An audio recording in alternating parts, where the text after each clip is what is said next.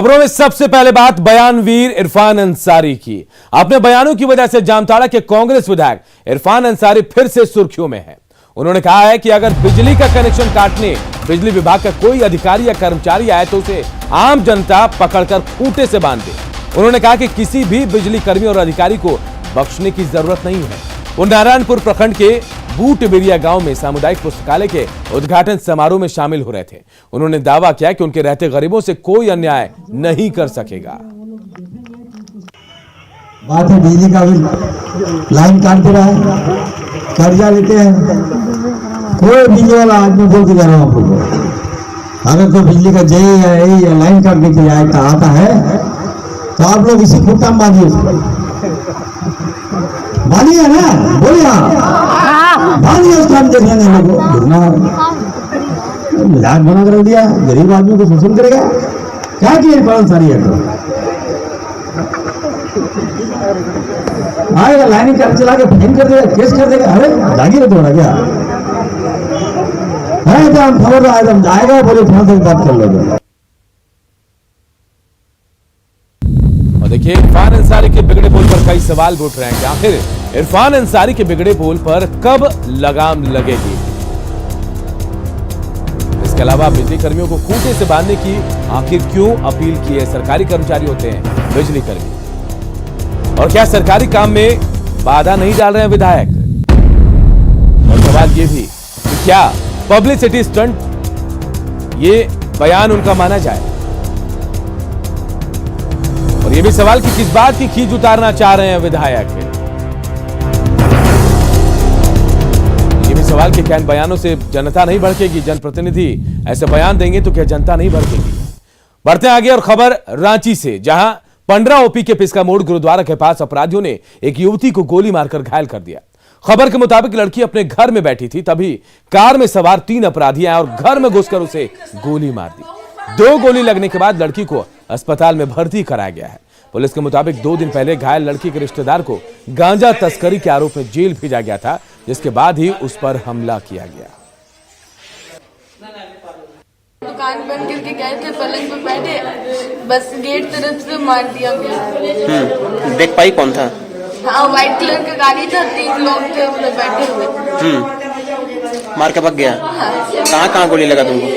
पैर में और हाथ में। गांजा में पकड़ाया उसका भाई पकड़ाया, उपेंद्र उपाध्याय पलानी में गांजा पकड़ाया। मेरा साथ में 15 पुलिस बोला कि आप बहुत बोलते हैं, चुप रहो। मेरा बेटा आया तो बोला कि वो लड़की से बोलने लगा 15 पुलिस की, तुम भी नहीं करो माल बेची हो, तुम भी नहीं करो माल बेची हो। मेरा नतनी बोली कि हम नहीं बेचे हैं, हम कहाँ से देंगे। हमको हुसका के पूछा गया कि निकालिए, हम बोले कि कहाँ से देंगे, हम नहीं बेचते हैं बाबू। प्राकृतिक संसाधनों से धनी राज्य झारखंड कुपोषण के मकड़ जाल में फंसा है, और इसे लेकर यूनिसेफ की ओर से जारी कुपोषण को लेकर रिपोर्ट न सिर्फ चौंकाने वाली है बल्कि परेशान करने वाली भी। किसी भी देश और राज्य का भविष्य कहे जाने वाले बच्चे ही जब कुपोषण का शिकार हो जाएं तो फिर भविष्य पर सवाल उठना स्वाभाविक है। कुपोषण के मकड़ जाल में झारखंड। यूनिसेफ की रिपोर्ट से बढ़ी चिंता। झारखंड में 43% बच्चे कुपोषित।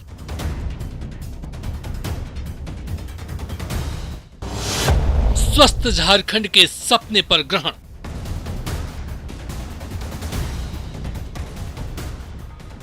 समृद्ध माना जाने वाला झारखंड कुपोषण के मकड़ जाल में फंसा है। यूनिसेफ के रिपोर्ट के मुताबिक झारखंड के नौनिहाल कुपोषण के शिकार हो रहे हैं। आंकड़ों के मुताबिक झारखंड में 43% बच्चे कुपोषित हैं, वहीं करीब 55% महिलाएं एनीमिक हैं। इसके साथ ही 29% बच्चे गंभीर कुपोषण के शिकार हैं, वहीं 43% बच्चों का उम्र के हिसाब से कम वजन है। रांची के सदर अस्पताल आई हिंद पीढ़ी की आयशा परवीन भी जन्म के बाद बेटी की घटते वजन से परेशान है। शुरू से हुई थी ठीक, 2.5 kg की हुई थी, फिर तुरते हो गई 2 kg 1.5 kg हुई थी, फिर अभी हो गई का पता भी नहीं पता। आखिर क्या वजह है कि राज्य के बच्चे कुपोषण का शिकार हो रहे हैं? कम उम्र में शादी, जल्दी मां बनना, गरीबी, अशिक्षा, जागरूकता की कमी इसकी वजह मानी जा सकती है। इसके साथ ही एक और भी वजह है जिस पर शायद ही ध्यान दिया जाता है। 6 मंथ के बाद बच्चा बड़ा होने लगता है और उसका रिक्वायरमेंट बढ़ जाता है, तो उसी रिक्वायरमेंट के साथ साथ हमें एक्स्ट्रा खाना भी देना होता है। ये सारे कारण हैं कि हमें अवेयरनेस के, झारखंड में या भारत में देखें तो अवेयरनेस की कमी है कि 6 महीने के बाद हमें खाना एक्स्ट्रा देना है, खिचड़ी देना है, प्रोटीन देना है, मिनरल्स देना है, जो दाल का स्रोत है या एनिमल स्रोत भी प्रोटीन दे सकते हैं, ये सारे चीज़ देना है। तो ये यहाँ के लोग नहीं जानते, अवेयरनेस की कहीं ना कहीं कमी है। कुपोषण से जंग के लिए राज्य भर में 95 कुपोषण उपचार केंद्र खोले गए हैं, जहां कुपोषित बच्चों को रखकर पोषण युक्त भोजन और इलाज के जरिए स्वस्थ किया जाता है। यहां बच्चे की मां को हर दिन 100 रुपए दिए जाते हैं, लेकिन अधिकतर एमटीसी के बेड खाली रहते हैं। 15 बेड वाले डोरांडा एमटीसी में केवल 3 बच्चों का ही इलाज हो रहा है। समझाया जाता है, लेकिन बहुत ज़्यादा ज़रूरत है कि इनको हम लोग फील्ड में जाके इनको मोटिवेट करें। मोटिवेशन का शायद कमी कहीं हम लोग का रह जा रहा है, इसी वजह से नहीं आ रहा है बच्चा यहाँ। और यहाँ डेली बेसिस पे माँ लोग, हम रांची क्षेत्र में सब डेली बेसिस पे काम करती हैं, तो उन लोग का पर डे का वो लोग का जो हाजिरी होता है वो मार खा जाता है यहाँ रहने से। कुपोषण के खिलाफ जारी जंग में आखिर कैसे जीत मिल सकती है, बता रहे हैं रांची सदर अस्पताल के पूर्व उपाधीक्षक डॉक्टर AK झा। गया कि लोगों को जानकारी भी नहीं है, जानकारी की कमी है कि आप जाके वहाँ सेलेक्ट कीजिए, वहाँ देखिए, उनसे बात कीजिए, डॉक्टर से कंसल्ट कीजिए, कैसा क्या है। जो सेंटर बना हुआ है, जो सरकार ने प्रक्रिया अपनाई है, उसको पूरा करें। तो इसमें हमको लगता है सहिया वगैरह को अगर लोकल लेवल में सब पूरा इतना अगर दिया जा रहा है तो इससे उसका रणनीति ठीक होगा। एक स्वस्थ राज्य की कल्पना तब तक नहीं हो सकती जब तक उस राज्य के बच्चे कुपोषित रहेंगे। कुपोषण का संबंध गरीबी, माताओं के खराब स्वास्थ्य के साथ ही बच्चों को समय से मिलने वाले पोषण युक्त आहार से है। ऐसे में जरूरत है कि केवल एमटीसी के भरोसे ही नहीं रहकर इसे खत्म करने में आम लोग भी आगे आए, ताकि हंसते खेलते स्वस्थ झारखंड का सपना पूरा हो सके। कैमरामैन संत के साथ न्यूज 18 के लिए उपेंद्र कुमार की रिपोर्ट। झारखंड में बड़े संकल्प के साथ जगुआर का गठन किया गया। जिस संकल्प के साथ जगुआर का गठन किया, उसे बड़ी जिम्मेदारी के साथ ये जवान निभा भी रहे हैं। समय समय पर नक्सलियों को उनके घर में घुसकर उन पर नकेल भी कसते हैं, लेकिन सरकार की नीति ही अब इनके हौसले को बार बार तोड़ रही है।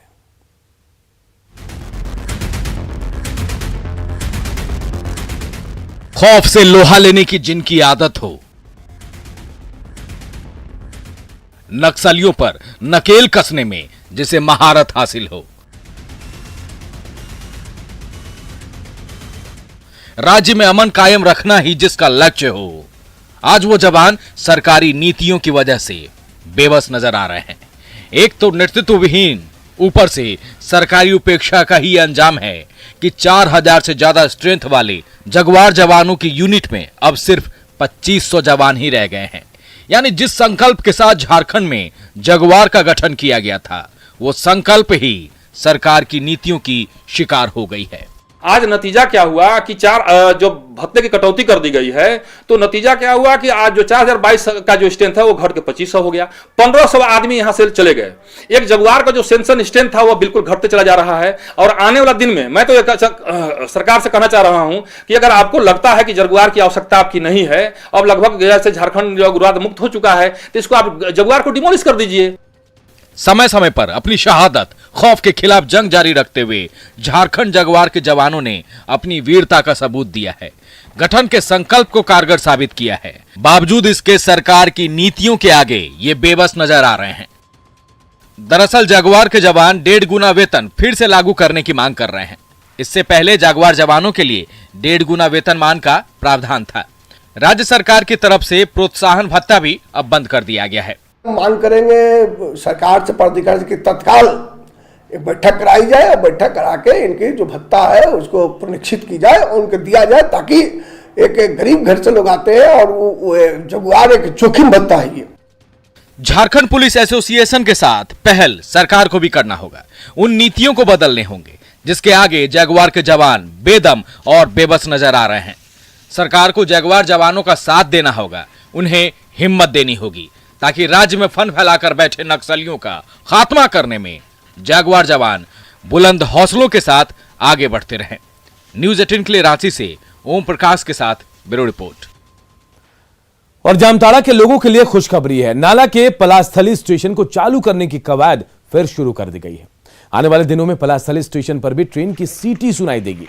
दशकों से बंद पड़े पलास्थली रेलवे स्टेशन को संचालित करने के लिए झारखंड सरकार के निर्देश पर परिवहन विभाग के सचिव के साथ साथ safety railway Asansol, additional GM, ICL के साथ कई अधिकारियों ने पलास्थली स्टेशन का निरीक्षण किया है।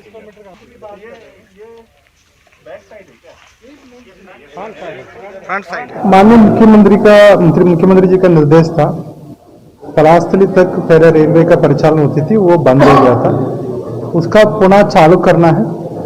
उसके साथ साथ में उसका और क्या विकास कर सकते हैं उसका संबंध में हम लोग आज बैठक किया था। वहाँ हिमगढ़ा से पलास्थली तक पिछले 20 साल से रेलवे का परिचालन बंद रहा है, क्योंकि इसमें भूमिगत माइंस बहुत जगह पे, कई स्थान पे है। संभावना इसमें ईसीएल के साथ बात करके देखना पड़ेगा, संभव तो है लेकिन इसमें खर्च बहुत आएंगे। सिमडेगा में 10 मार्च से शुरू होने वाले राष्ट्रीय सब जूनियर हॉकी चैंपियनशिप की तैयारियां अंतिम चरण में है, लेकिन पानी का मेन पाइप फट जाने से एस्ट्रोटर्फ स्टेडियम में पानी का छिड़काव बाधित है। इससे 3 दिनों में खिलाड़ियों की प्रैक्टिस यहां बंद है। पानी के अभाव में टर्फ सूखने लगा है। हालांकि प्रशासन ने फायर ब्रिगेड की गाड़ी भेजकर पानी छिड़काव की कोशिश की, लेकिन यह नाकाफी साबित हो रही है। यही वजह है कि पूर्व हॉकी खिलाड़ी अंशुता लकड़ा ने आज खिलाड़ियों को सुबह का प्रैक्टिस भी नहीं कराया।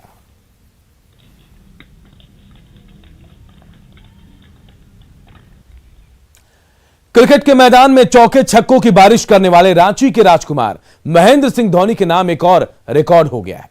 धोनी को रांची के बिरसा कृषि विश्वविद्यालय की ओर से आयोजित पूर्वी भारत किसान मेला में सर्वश्रेष्ठ गौ पालक का इनाम मिला है। सर्वश्रेष्ठ क्रिकेटर होने के साथ साथ गाय को बेहतर तरीके से पालने के लिए बीएयू की तरफ से धोनी को यह सम्मान मिला। हालांकि व्यवस्था की वजह से धोनी यह सम्मान लेने बीएयू नहीं पहुंच सके, लेकिन धोनी के प्रतिनिधि ने यहां पहुंचकर यह सम्मान झारखंड विधानसभा के स्पीकर रविंद्रनाथ महतो के हाथों लिया। विधानसभा के माननीय अध्यक्ष रविंद्रनाथ महतो जी के द्वारा दिया जा रहा और शॉल का स्वरूप उड़ाकर माननीय रांची के बिरसा कृषि विश्वविद्यालय में लगे 3 दिवसीय किसान मेले में वेटनरी कॉलेज का स्टॉल सुर्खियों में है। यहां कॉलेज के छात्रों की ओर से बनाया गया लो कॉस्ट एग इंक्यूबेटर सबको आकर्षित कर रहा है। महज 1500 रुपए में इस इंक्यूबेटर को बनाया गया है। इसमें एक बार में 50 अंडों की हैचरी कोई भी मुर्गी पालक अपने घर पर कर सकता है। देखिए, ये चूजा निकालने की मशीन है, ठीक है, जिसमें जैसे क्या होता है कि नेचुरल क्लाइमेट में जो बर्ड रहती है, जो मादा हेन रहती है, वो अंडे पे बैठ के अंडा को हीट करती है। तो नॉर्मली जो नेचुरल क्लाइमेट में बस 10 ही अंडा वो एक बार में ता दे सकती है, और उसमें से भी सिर्फ 5 ही अंडा से आपका चूजा निकलता है। बट हमारा जो इंक्यूबेटर है ये आर्टिफिशियल है, इसमें आप एट ए टाइम 50 गो अंडा निकाल सकते हैं, ठीक है। 50 गो अंडा इसमें डालिए, इसमें से 35 गो चूजा आपको मिल जाएगा। आप घर में इसको इस इंक्यूबेटर को बना सकते हैं, और इसके लिए आप एक 100 वाट का बल्ब, 100 वाट के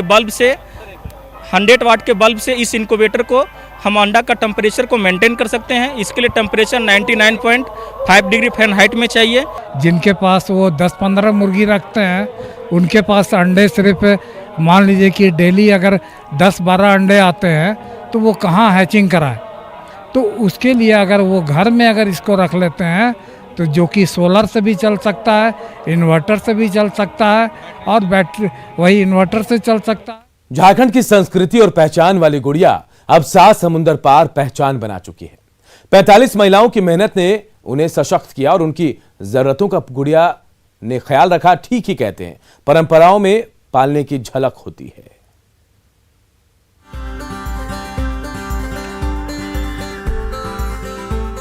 कहते हैं परंपराओं में पालने की ताकत होती है, और जब आप परंपराओं के आईने में सभ्यता और संस्कृति की झलक देखते हैं तो नजर आती है झारखंडी गुड़िया, जो बेहद खूबसूरत, सजी धजी और रंग बिरंगी है।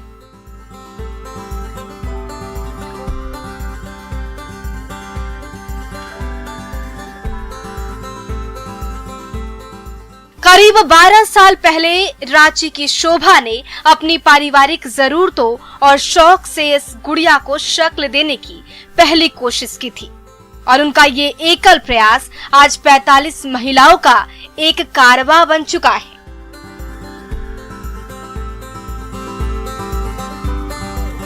झारखंडी गुड़िया का सफर 12 साल पहले हम शुरू किए हैं और यह सफर तो काफी अच्छा चल रहा है। इसको अभी काफी आगे तक पहुंचाना बाकी है।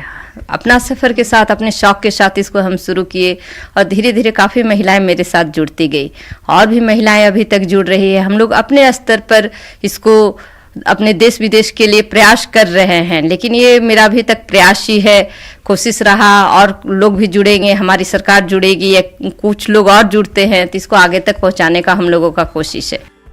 कपड़े, भूसी और मिट्टी से बनी ये गुड़िया अपनी आदिवासी संस्कृति और संस्कार से दिलों को लुभाती है।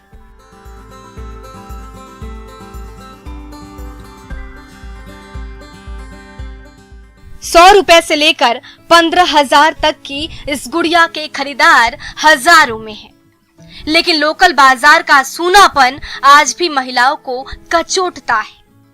गुड़िया अपने शहर में बेदखल जरूर है, मगर दुनिया अब इसे जानती और पहचानती है।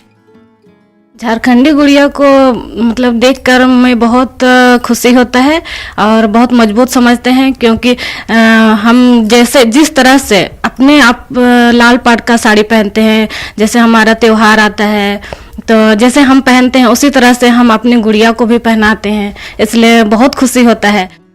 आत्मनिर्भरता की मिसाल पेश करती ये गुड़िया सशक्तिकरण की पहचान बन चुकी है। भावनात्मक जुड़ाव अलग बात है। जहां तक आमदनी का सवाल है तो अब इतनी कमाई तो हो ही जाती है कि घर चल जाता है।